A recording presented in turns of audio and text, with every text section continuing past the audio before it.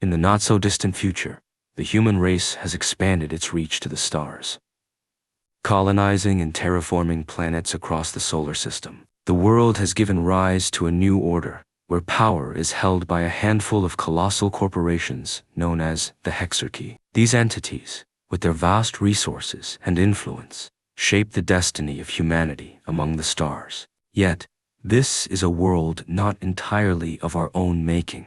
Welcome to the universe of Quasimorph, where the line between reality and the arcane is blurred. Here, amidst the cold vacuum of space, dwells an ancient and mysterious race of beings known as the Quasimorphs. They reside in the dense, non-physical realm called Pleroma, clustering around massive celestial bodies in dark, enigmatic formations known as Brahmphaturas. In this epic struggle for dominance, the Hexarchy stands at the pinnacle of human power. Ancom, the enigmatic research giant, delves into the unknown, its true objectives shrouded in secrecy.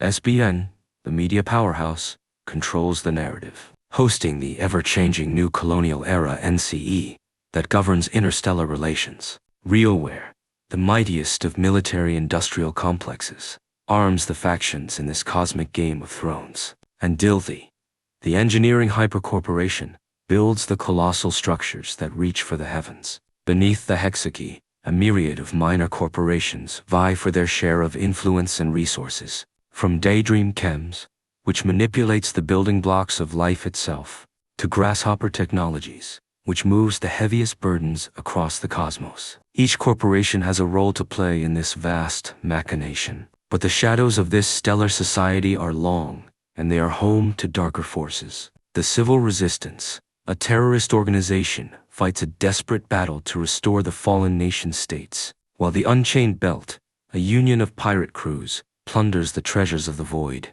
In the depths of the Brahmphaturas, the Quasimorphs stir.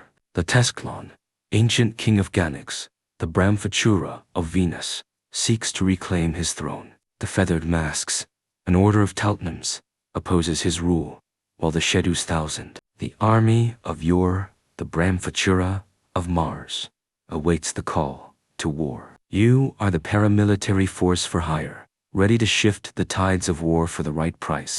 This is the stage on which the drama of Quasimorph unfolds. Alliances will be forged and broken, secrets will be unearthed, and the fate of the solar system will hang in the balance. Are you ready to dive into the unknown and shape the course of humanity's stellar odyssey? The future of the cosmos awaits. On the 18th of October, the game introduced a new difficulty level, Unfair.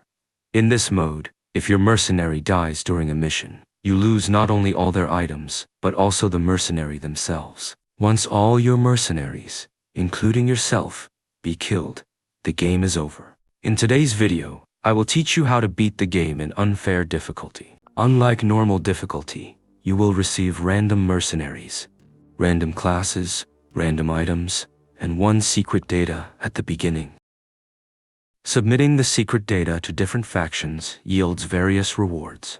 RealWare, Ancom, and Tesklon will offer you their products and provide a reputation boost. Other factions will give you the same reward, which includes an armor case, a random product chip, a weapon case, a turret, and a backpack. Control missions are strongly recommended in the early game. It's like a tower defense, where enemies appear only when you arrive at specific locations, and the Quasimorph level always stays at 0. You will have ample time to loot and explore the map, and choose a location that is advantageous to you to fight the aggressors. You can attempt defense and security missions after you have stockpiled enough resources. You need to pick a location that is advantageous for fighting massive enemies, or create your own front. Remember, don't be stingy with ammo and other supplies. You will easily earn back all your costs.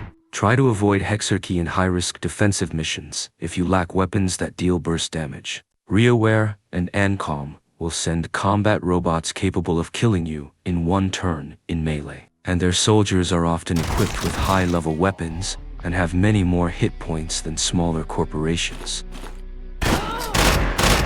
Fire is one of the easiest ways to kill massed enemies in defensive missions. Remember to bring a few bottles of water, just in case you set yourself on fire, Once you have a few max-leveled mercenaries, you can fly to Earth and undertake ordinary contracts, except for escort missions. There's a trick to speedrunning the map. You need to clear the first floor to create a safe environment for fighting the Quasimorph boss.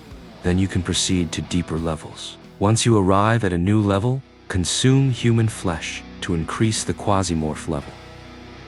When the Quasimorph level is higher than 600, monsters will randomly kill enemies and emerge from their flesh. All you need to do now is wait for the monsters to kill all the enemies for you. You need to return to the previous floor once the Quasimorph level is above 900. Find a place with no corpses around and consume human flesh again to summon the boss. Once you reset the Quasimorph level back to 0 by killing the boss, all the monsters will perish from reality. The last thing you need to do is loot. You can easily complete your mission by repeating this method. Please note that different planets have their unique Quasimorph bosses, and they do not share the same weaknesses. You need to bring abundant supplies that allow you to reduce the Quasimorph level during high-risk missions, just in case the Quasimorph level maxes out before you clear the first floor. Otherwise, you will be swarmed by monsters. This method is also feasible for new pirate storyline missions. The hangar should be your priority to level up. These upgrades will allow you to bring more loot from extraction. The scanner should be the next focus. Even only unlocking the full sight of the first floor will provide great assistance for defensive missions. Okay, I believe these strategies are enough for you to make your way through the middle game. If you find my video helpful, please be sure to like, share, and subscribe.